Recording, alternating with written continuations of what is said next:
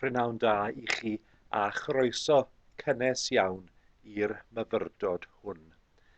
Dyma rai adnodau o ddiwedd Salm 22. Fy mawl sydd ohono ti yn y gynulleidfa fawr, fy addunedau a dalaf ger bron y rai a'i hofnant ef. Y trylodion a fwytant ac a ddiwellir, y rai a geisiant yr arglwydd a'i moeliannant ef, eich calon fydd byw yn dragywydd. Oll derfynau y ddeiar a gofiant ac a droant at yr arglwydd, a holl dylwythau y cenhedloedd a addwolant ger dyfron di. Canis eiddo yr arglwydd yw y deyrnas, ac fe sydd yn llywodraethu ymhlith y cenhedloedd. Yr holl rai breision ar y ddeiar a fwytant ac a addwolant, y rai a ddisgynant i'r llwch a ymgrymant ger I fron ef, ac nid oes neb a all gadw yn fyw I enaid I hun. I had a'i gwasanaetha ef, cyfrifir ef i'r arglwydd yn genhedlaeth, deiant ac adroddant I gyfiawnder ef i'r bobl a enir, mae ef a wnaeth hyn. Gadewch I ni addoli Duw gyda'n gilydd. A throi I fyfyrio dros eiriau'r ysgrythur, sef llyfr yr Actau, pennod 8, a rwy'n dechrau yn adnod 26. Llefarodd angel yr arglwydd wrth Philip. Cod, meddai, a chymer daeth tua'r de, i'r ffordd sy'n mynd I lawr o Jerusalem I Gaza. Ffordd anial yw hon. Cododd yntai ac aeth. A dyma ŵr o Ethiop, ewnich, swyddog uchel I Candace, brenhines yr Ethiopiaid, ac yn ben ar ei holl drysor hi. Yr oedd hwn wedi dod I Jerusalem I addoli, ac yr oedd yn dychwelyd ac yn eistedd yn ei gerbyd, yn darllen y proffwyd Eseia.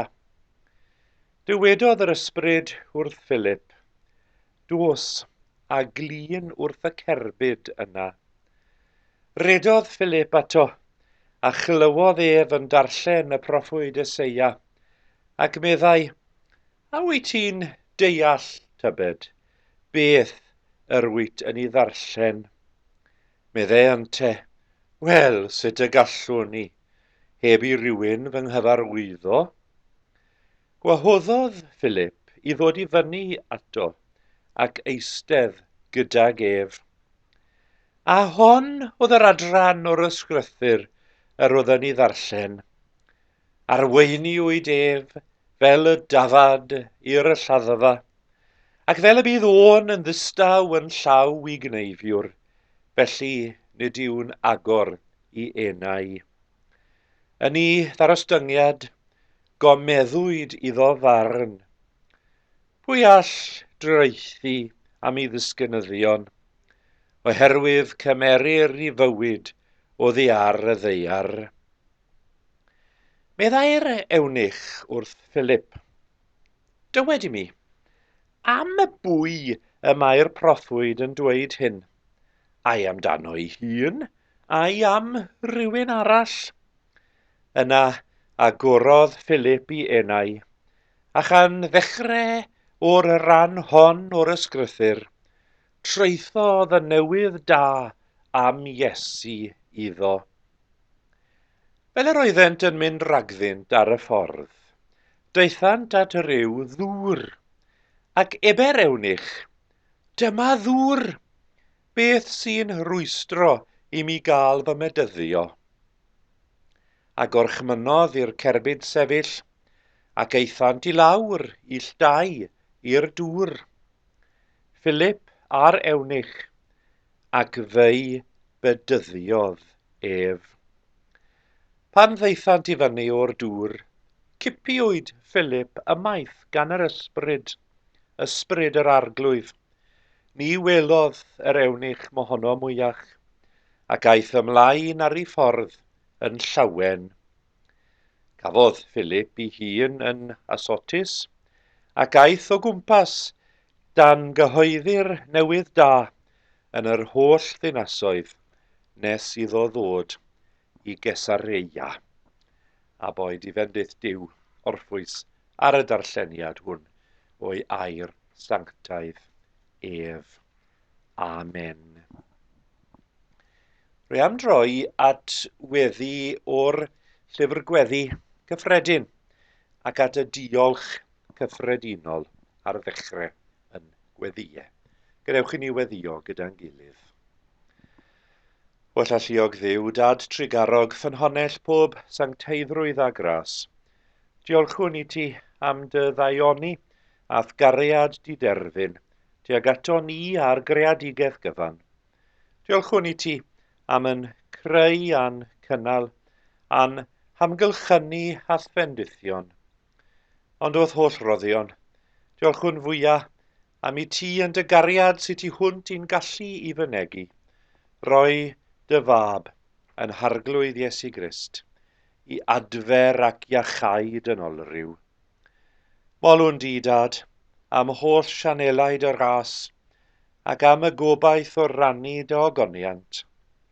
Goleia ein calonnau a'n meddyliau, a dangos i ni fawredd dy gariad.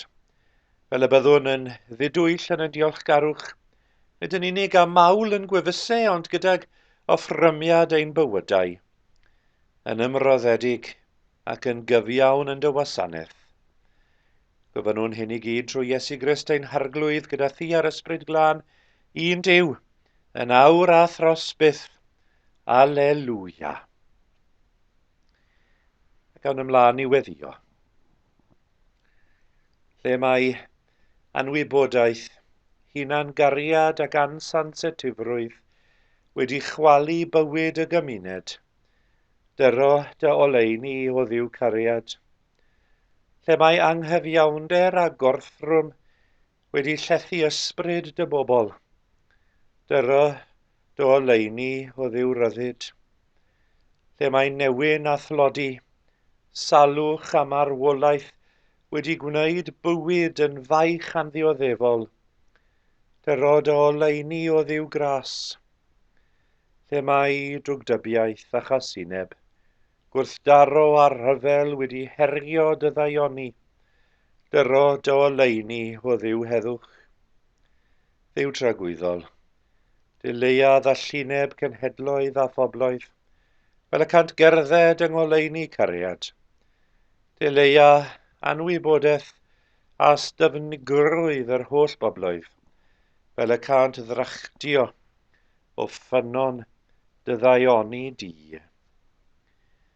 A chlew ni felly, yn gweddiau cyhoeddus a'n gweddiau preifat personol ni, am i ni gyflwyno nhw i gyd i ti, yn enw Iesu yr atgyfodiad mawr, a'n disgodd ni pan yn gweddio i ddweud, Ein Tad, yr hwnnwyd yn y nefodd, sancteiddier dy enw, deled y deyrnas, gwneler dy wyllus, megis yn y nef, felly ar y ddeiar hefyd.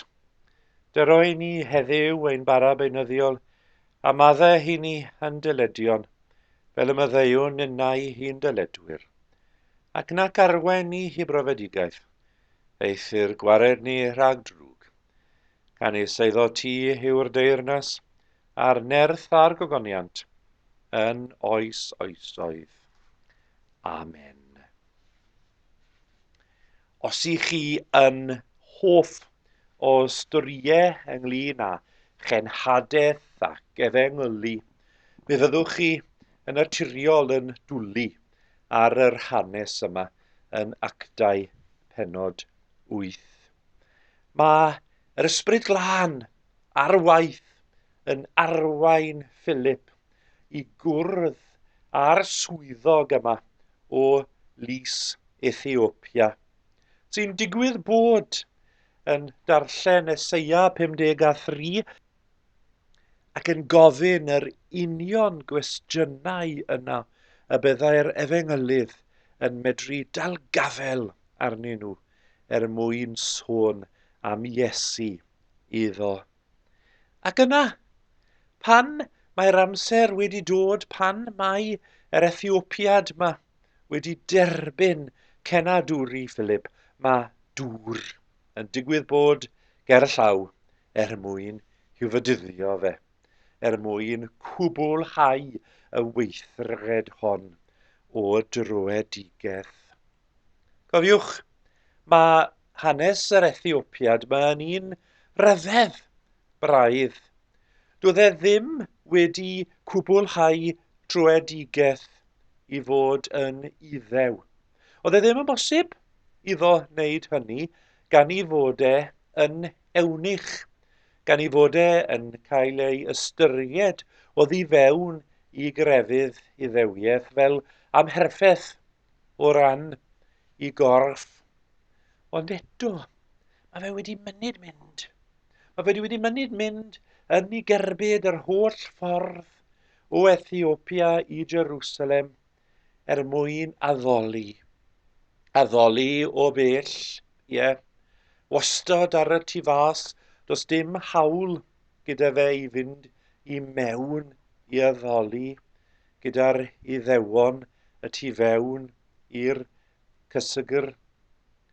Ond na, wastad ar y tu fas, ond eto mae e yn awyddus i glywed mwy, i ddysgu mwy. Mae e'n awyddus i gymhwyso i fywyd i'r ffordd orau oll, y ffordd o ddilyn Duw, y ffordd o osod i fywyd ar y trywydd cywir.